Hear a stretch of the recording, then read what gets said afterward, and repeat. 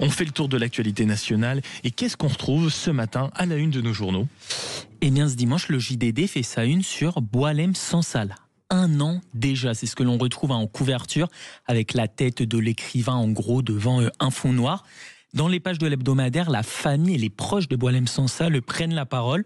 Sa fille Constance, notamment, qui s'inquiète des conditions de détention de son père. Malgré sa fragilité, il reste incroyablement digne. Il tient grâce au livre et à l'écriture, dit-elle. Malheureusement, elle ne peut recevoir que peu de nouvelles de son père, des nouvelles qui en plus sont constamment filtrées par le régime algérien. On rappelle bien sûr, Maxime, que l'écrivain était arrêté et emprisonné en Algérie pour atteinte à l'unité nationale il y a donc pratiquement 1 an. La Tribune dimanche, elle titre sur la nuit d'enfer du 13 novembre 2015, alors qu'on commémorera dans quelques jours les 10 ans du drame, vous en parliez il y a quelques minutes. L'hebdo parle de la nuit qui nous a changé à tout jamais. Il donne notamment la parole à des rescapés qui forcément ont été marqués à vie par les événements et ont entamé un processus de reconstruction sur plusieurs années. Encore aujourd'hui, 95% des Français disent avoir été marqués par ces attentats et 73% se disent encore inquiets face au risque de nouveaux attentats. La ministre des Armées, Catherine Vautrin, affirme dans les pages du journal que la menace est toujours constante et lourde. Elle affirme qu'elle est plus multiforme que ce qu'elle l'était en 2015. Le journal L'Équipe se penche de son côté sur le match d'hier forcément, France-Afrique du Sud. Boxé, titre le quotidien. On en parlait hier, on attendait une revanche pour le 15 de France après l'élimination d'il y a 2 ans. Hélas.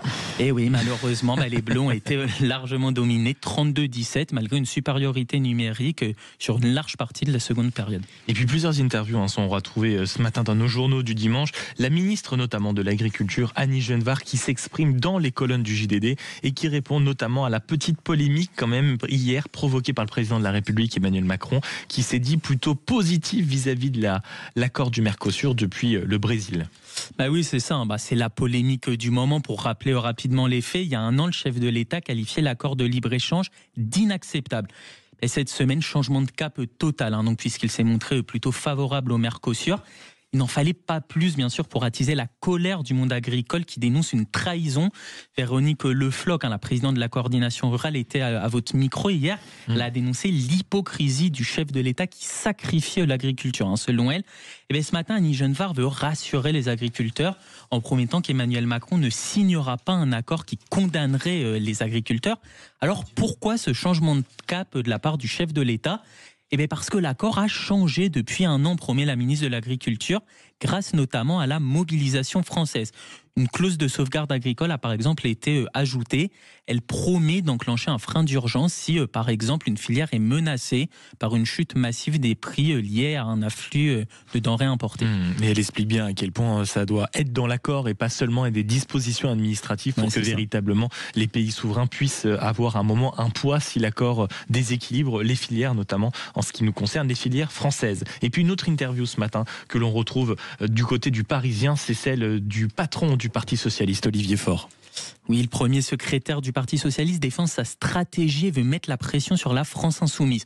On sait que le parti de Jean-Luc Mélenchon était remonté de voir le PS chercher des compromis avec le gouvernement, notamment sur le budget. Olivier Faure leur répond ce matin, quand on prétend défendre les salariés, on ne pratique pas la politique du pire au nom d'un grand soir qui ne vient jamais.